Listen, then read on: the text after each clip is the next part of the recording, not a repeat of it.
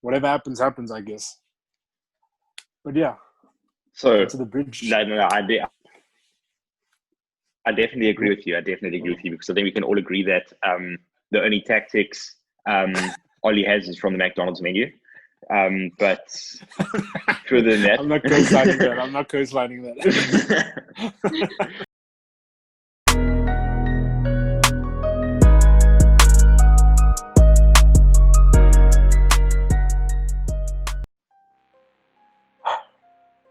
Ladies and gentlemen,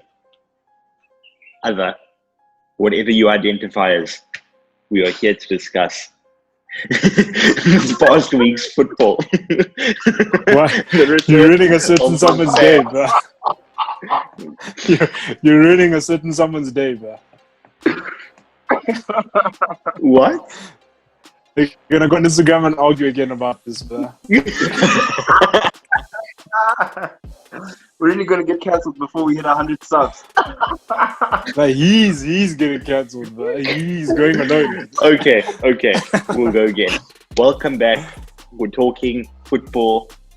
This past week was the return of the fans. It's kind of dull, but at least they're there. Like, thank God. Like, it's just so good. It's so good. They're finally back. City had just as many fans as they usually do. Come on. They beat Fulham. Come on. They beat Fulham. What are we saying? Shout out MRK one time, dude.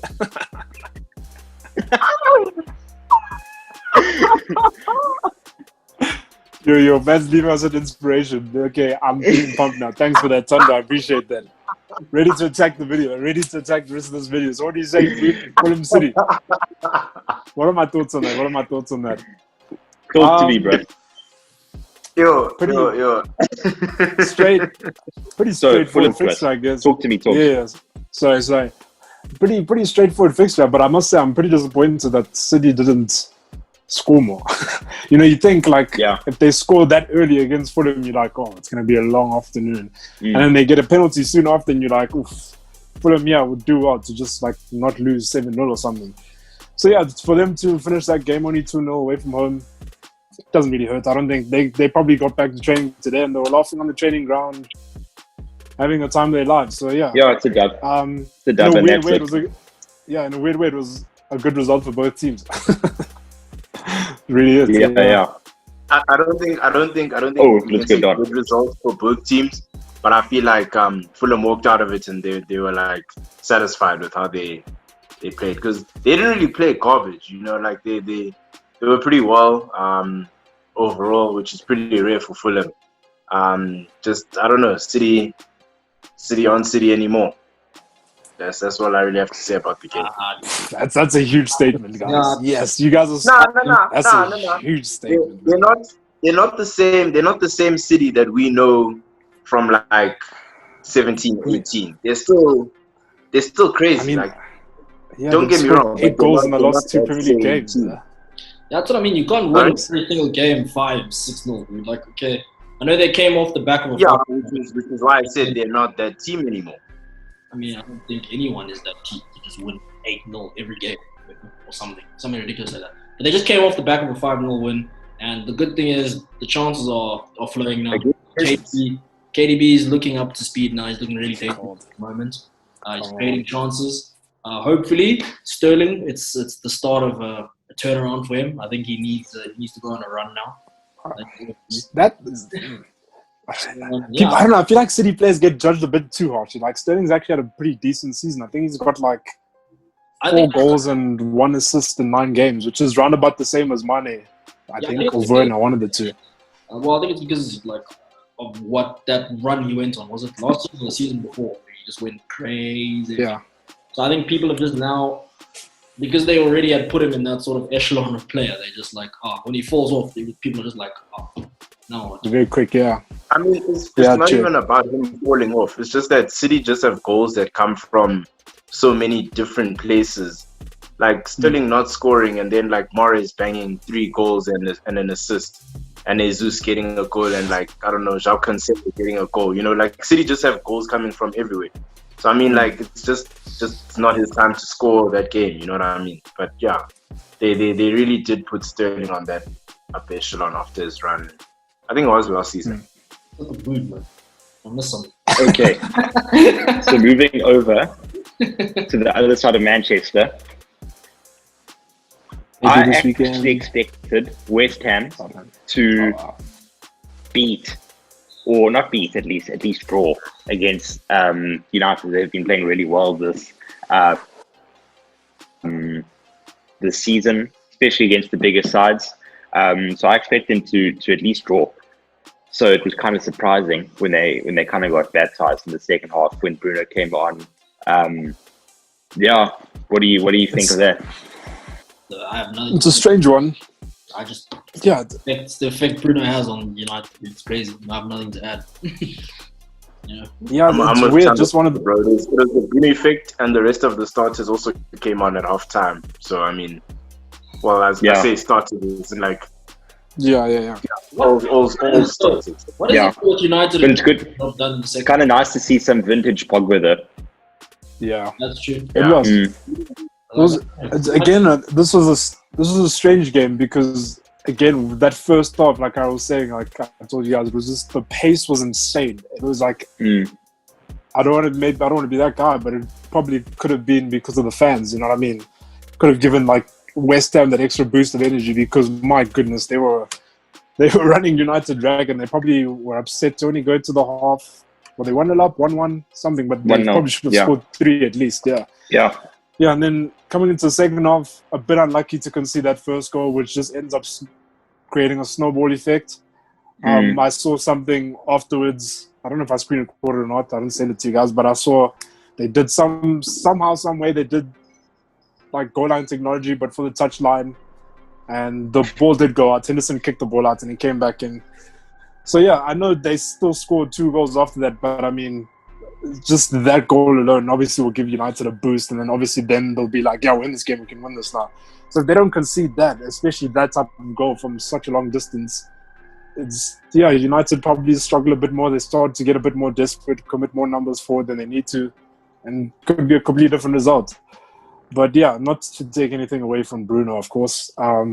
Just a bit harsh on West Ham. Feel bad for them, but yeah, deserved to win, I guess, from United. Another good second half performance.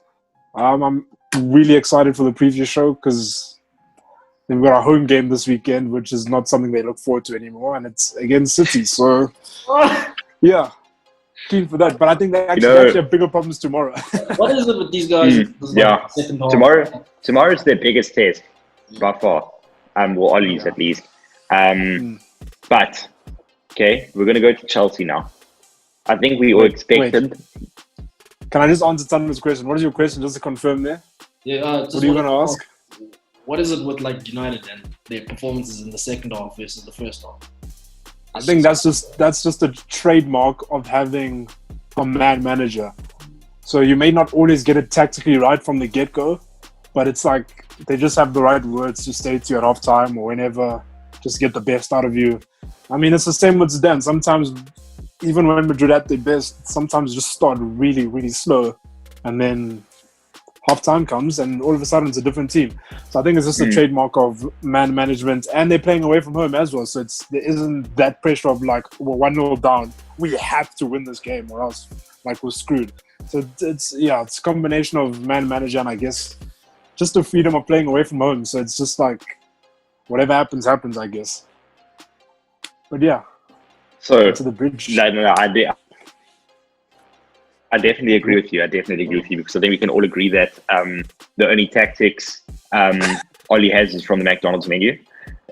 But further than that, I'm not co-signing that.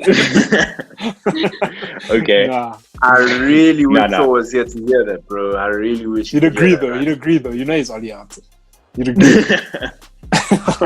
Yeah, you would. No. But okay. So we can all agree that Ollie gets his he gets his tactics from the U magazine. He said McDonald's. But like, and then he said U this guy. magazine. Nah, come on, dude. You're telling me he does those quizzes, brother, and you see the answer at the end. Come on, dude. Man's reading BuzzFeed, bro. Okay. Yo, this guy's let's talk top four about right Chelsea now. okay? Okay, yeah, Let's talk about Chelsea. We all expected it to go this way, or at least Torbs was enraged, so we don't know what he thought. But the rest of us thought that it was going to go this way. It'd be pretty straightforward, and that's what it was.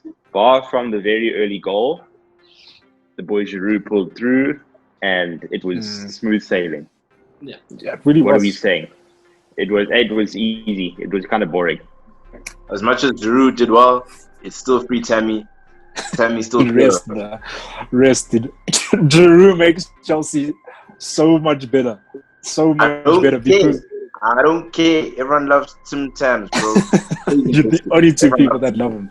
Besides his mom as well, obviously, but they don't coach it. But Giroud just makes that team so much better. But like I've been saying, like for the longest of times now, it's just how do you fit in Mason Mount, Kai Havertz, Ziyech, Pulisic, Werner, and Giroud into that team? Because you need all six of those guys, but you just can't play them all. And it's a horrible thing to say. I don't know how to word this properly, but it's kind of it's not a blessing in disguise, but it kind of makes Frank's job easier that Ziyech got injured on the weekend. Of course, he doesn't want to lose a player of like the caliber of Ziyech, but it makes him. It makes the selection easier. Yeah, so there's just less accountability to be had because if it goes wrong, you can just like, but Ziyech is injured, so maybe when he comes back, whereas if Ziyech was fit, but he decided to bench someone else and it doesn't work, then people can come for him. But now that someone's injured, like he has an excuse to be like, well, I can't really do anything else really besides Callum Hudson-Odoi. Then people will be like, oh, okay, yeah, I get that. So let's just wait till Ziyech is back. So yeah, not a blessing in disguise, but I think right now they've found it. I think he's found his best 11. Just one or two switches, but yeah, pretty much it. Yeah, and yeah, Chelsea's a scary sight. I won't lie to you guys. I still think dude, there's no way dude. Chelsea's scary. I'm sorry, I don't want them to win the league. They can't. Not in Frank's second season, dude. I think not in Frank's I don't think they will. I think Leeds do deserve a little bit of credit, though. They had a solid first half. It kind of fell apart in the second half. That's when it became all Chelsea. Yeah, they just can't defend. I mean, they just don't defend. Honestly, they really did. I think most of the opportunities came in the first half. And then they just kind of fell apart in the second half. So. Yeah, and the build-up was a bit off as well. They gave away quite a few passes in their own half while trying to build from the back. I don't know if you want to give credit to Chelsea for that. But yeah, just slightly disappointed in Leeds. I thought they could have done a bit better against that Chelsea defense. But yeah, Shaw's not here, but I would have asked quick thoughts on Havertz. Because every week this question comes up, but I feel like people's opinions change every week. So I want to give you guys the chance to tell me thoughts on the way Havertz is playing for Chelsea right now, this season. Just, yeah. His Premier League performance versus his, what League Cup performances as well as Champions League. It's almost like I'm watching two different people. I don't know, in the Premier League, he seems like he's clueless. He doesn't know what to do to be effective. He's like, oh, no, I'm just going to... Honestly, it just seems like he's roaming for the sake of roaming. And I feel like he's struggling to find his purpose in this Chelsea squad. Lampard's given him the freedom to play where he wants. And now, you have Mason who has his defensive role. He's kind of like a number 8 sort of guy. Havertz is supposed to be like the playmaker. And I don't know, he's not finding the front three as often he might like to. And he's not making his own contributions in terms of goals. I think he's struggling to find his purpose from this Chelsea team, if I'm honest. Yeah, I don't know. I want to. He's definitely been personally. I wouldn't say the biggest disappointment, but because he's obviously still coming into it. But of all the signings I've from him, if that makes sense, Ziyech, he's played less games, but you could see okay, he had some stuff. He's got a left foot to kick it long. he's got some stuff. Whereas with Kai and Kai and all the other guys, it's kind of Kai is definitely the least impactful. So, but he could come crazy within a few months. I think what you guys are just describing now, I'm trying to think of a player like it's pretty much a big fish in a small pond situation where you go from being the guy at your club, like Jack Grealish was at Aston Villa, and now you move to a big club, you get this big move that we all talk about from these small teams, and now you're just a small fish in a big pond. Now it's like, it's not about, we're not going to just play around you now. You have to find a way to fit into this system and make it work. So he's no longer that 10 now at Leverkusen where, okay, this is the formation, we're playing this formation because we have Kai. It's not that anymore. Now we're playing this formation because it's the best formation for what we have. So now he's not really playing 10 at the moment, which is probably his best position because he gets to run past strikers and that. Now he's playing that 8 role on the right-hand side like Mason Mount is. So there's just a lot of like probably tracking back more than he'd like to. You can't really get past the striker because just balance-wise it might not work as much. So I don't know. I think in that 8 role, he's doing it well. I mean, they're not conceding too many goals. He does have the tendency to give away the ball in his own half, but I think you'll get rid of that. It's just small things, that rustiness, whatever you want to call it. But yeah, I don't want to be critical. I actually don't have anything bad to say about Kai. I mean, I did, maybe sometimes he does. Okay, but now I'm going to sound like a hypocrite, but I'm going to sound like a British pundit now. But he just looks like uninterested, you know what I mean? But I feel like that's a German thing, actually, now that I think of it. Because all the German guys just walk around like they don't care. But obviously he does care. But yeah, that's literally the only thing. Werner's the opposite of that. He tries way too hard. He's he tries way too hard. All over. Yeah, that's a different conversation entirely. But yeah, I don't really... to be fair to Kai, I mean, he's still 21, new city. I don't know, obviously doesn't really have family in London, obviously. There's a lot of tough things. So I don't have anything bad to say about him. I think he's been alright. I think it's about finding the balance. He's got time. I wouldn't worry about him. Plenty of time. Yeah. Yeah, he just needs to find the balance. Okay, then moving on. Is it main event time? No. We still got Liverpool Wolves. But I'll breeze over this one. Breeze over this one. It isn't too important. The actual game was pretty interesting. Like, nice to see Van Elden like actually have a go at a goal. Nice to see that he has that in his locker. Obviously, he is a scoring machine for the Netherlands, but not like from that range. I've never seen him do that before.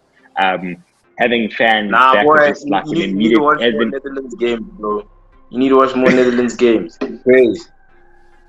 Okay. I back you. But like, I think that having fans in the arena was such a big lift. In Anfield was such a big lift.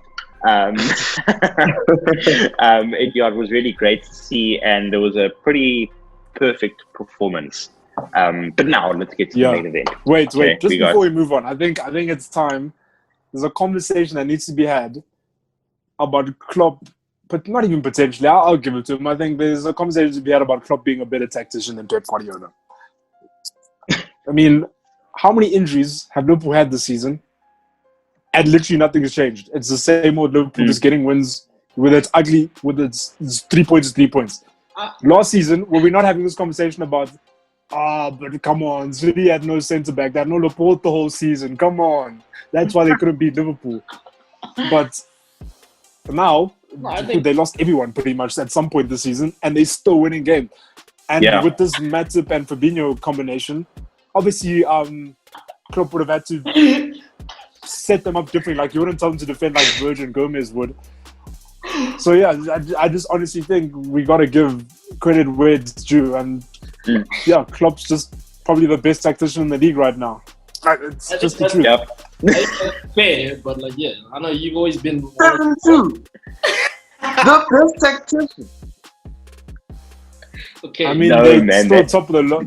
Like, that's just a one thing. That's like a once in a lifetime thing. That's a once in a generation thing. 7. It's just an anomaly. Yeah, 7. Dogs, United lost 6-1 to Spurs, and things happen. Like, but United's garbage, bro. I mean, but they're top 4 right now. They top 4. No, but we already confirmed that all gets his tactics from BuzzFeed, so that's okay. You're trying to tell me that Klopp is the best tactical mind in the league after he got bodied 7-2 by Villa, bro. Yeah. So who's Guardiola the got knocked out by Spurs. Now, the Premier League. Then he got knocked out by not even Mourinho Spurs or Pochettino Spurs, by the way. Still calm. Yeah.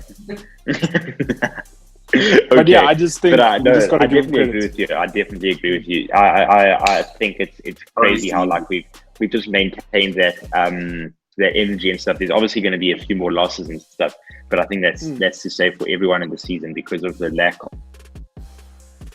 of a pre-season. So let's go on to the main event, which was obviously highly anticipated, the North London derby. Tando, Close has been stolen. Huh? talk to me, bro. He's been adding a lot of. Not been.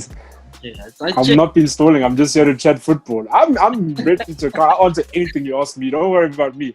All right. Do not worry about me. I'll even come back tomorrow morning if you need me. Yeah, no, I like that attitude. Yeah, I like it. I respect that. That But game went exactly. Make us account. That game went exactly how I said it would in the review show. I literally said we are going to get that goal because our attacking threat that we offer right now is just superior. And then I said we are going to kill it off in the second half, which we did. So thank you. Good night. We won 2-0 like I said we would. I think the boys put in a shift defensively. And you know what? I'm not going to lie. We could have been more dangerous going forward. I think Arsenal were a bit unlucky with the goals they conceded. Like, holy. Both those bit. A bit. That's a lie, bro. Made Son cut in. Yeah, those are just Son cut in. You make it sound like the game was 1-1, and in the second half you like banged 2 goals at like the 60th minute, and then the game was dead after that. That's not even what happened, bro. Yeah, no. Like we took a gut punch at the stroke of half time, bro, and gents were deflated. I won't lie. Even I was deflated. After that, I was like, those are just sublime finishes. There is merit to the fact that the scoreline was unfair, but like I said, when your attacking is just superior, that's what's gonna happen. Things can come out of nowhere. And but Arsenal just didn't. I'm really upset Shaw isn't here today because I know he would have tried to shift the focus on me, but it would have been at the same time embarrassing himself by doing that. Because now Spurs have played City, they've played Chelsea, they've played Arsenal, and have they played Liverpool? Or am I just thinking of the wrong Pick 16? No, they played United. They played United. They haven't conceded against any of them. Yep, they just conceded 1 goal, just a penalty. And they've won all of them except one? Yep. They've won all of them except one. Yep. But I'm supposed to believe that Mourinho's finished. I'm supposed to believe Mourinho doesn't score goals. So he got 2 against Arsenal, he got 2 against City, okay, none against Chelsea, at the bridge, fair enough, got 6 against United. So he's defending well and he's scoring goals. But I'm supposed to believe Mourinho's finished. Yeah, I'm just, upset that Shaw's not here. And that as well. Anyway, I'm just bleak that Shaw's not here to account. But yeah, on to what we're actually supposed to be talking about. I'm not running away. Just thought I'd call out Shaw for being a coward and running. But onto the game yesterday. Started flat. Probably first 30 minutes. It's really disappointing when you're on a losing streak and it's a derby. It's like a chance. Everything's out the window now. All you have to do is just graft, show a bit of energy. Thought we were dead. I thought it was so disappointing seeing Holden get on the ball and then everyone just like watch him like they're the ones who haven't been inside the stadium for 8 months. You know what I mean? Aubameyang standing still, Willian standing still, just no one wanted to come face the ball and stuff. But even then, I didn't feel like we deserved to go 1-0 down. I just felt like it was a really like dead 0-0. And then even the goals we conceded, man, it was just we didn't concede because we suck at defending. We didn't concede because someone made a defensive mistake. We conceded because we made the wrong pass in the box for both goals. Made the wrong pass, and somehow I saw people getting on Bellerin for the Son goal, but what must he do? He was inside. Even if he came closer, Son just decided I'm gonna cut in, shoot. Like that's a goal against anyone in the world. So like I can't even be mad at. Okay, I can be mad because like what the hell? Couldn't you wait 1 more week, bro? But yeah, again, so we go 1-0 down. I don't think we really deserve to be 1-0 down, but I mean, a goal like that happens, and you think, okay, cool, we can bounce back, and we did. We actually bounced back off the goal. I think it woke us up a bit, showed a bit of energy, and again, a chance to score. We choose the wrong pass, and then out of nowhere, it's a 4-on-2, And then even the finish itself, we're like, okay, cool, we've managed this pretty well, to be honest. 4-2. We've got Son to get the ball to go wide instead of central. And then Kane does that. It's brought in. Nothing Leno can do again. On brink of half time. And yeah, 2-0. And then you just think, you know what? As soon as it hit half time, I'm like, you know what? I can hope we can come back. But man, this is just a Mourinho masterclass. This is vintage Mourinho. The average position of their whole team was in their half that whole game. And yeah, they just got 2 really good chances, took them. We lost 2-0. I don't even think we played that badly. The bad thing about this is just that the timing of this loss is horrendous. It's honestly horrendous. Because if this loss had come any other time, like off the back of at least one win, it's just like, yeah, fair play to Spurs. You know, they took their chances. Unlucky for us, I guess. But yeah. But just on the performance itself, I have nothing bad to say to Arteta tactically or whatever. I just think, yeah, Mourinho, well done, man. Honestly, there's literally nothing. There's nothing bad to say about what Arteta did yesterday or what the players did from the 38th minute going forward. So yeah, I don't know if anyone wants to say Arteta out. Actually, that's quite interesting. Anyone Arteta out here? I'm not. No. No. I'm still Arteta in, bro. Arteta's gonna be crazy, gents. Please, like. No. The only people who Arteta out are people who get football opinions from tweets that get 10,000 likes on a Sunday. Those are the only people. People who just want need likes and dude. Because how many times I'm gonna say the same thing? Remember Klopp's first full season? It's like, this guy can't defend. He only wins against big teams. They don't know how to break small teams down. He needs to go. Guardiola's first season, they're like, Pep can't come into this league and think he can do this. Next season, he gets 100 points. Mourinho, he's finished. He comes back. He wins the league with Chelsea. Goes to United. Somehow finishes second. They still fire him, say he's finished. Now he's on top of the league with Spurs. So to me, it's just a process. The same players that Unai Emery had when he got fired, it's still the same players. We added 3-4 players and sent 2 on loan, sold 1 or 2. Guys, we can't expect. This isn't like FIFA, okay? You're not going to just hand the control over to Don from me and then he's going to put on professional and start winning games. It doesn't work like that. It's a process, bro. It's like it might be 2 years, it might be 3 years, but it's a project. So, yeah. So obviously, this kind of form. Go for it, sorry. I'm saying this kind of form for 2 or 3 years, you're okay with. Are you not at least hoping to see? You do realize that's not form then. Form is in 2-3 years. Okay. So that's a really extreme hypothetical you just put out there. No, that's fair. No, that's fair. But I mean, let's say this hypothetical. Let's say you guys finish somewhere near the middle of the table. So let's say anywhere between 12th and 8th, for example. I mean, let us not forget. Let us not forget the season Chelsea finished. What they finished? 11th. Like yeah, they won the Champions League. And they won the Champions League. Is that what you're gonna say? Yeah. Yeah, but listen.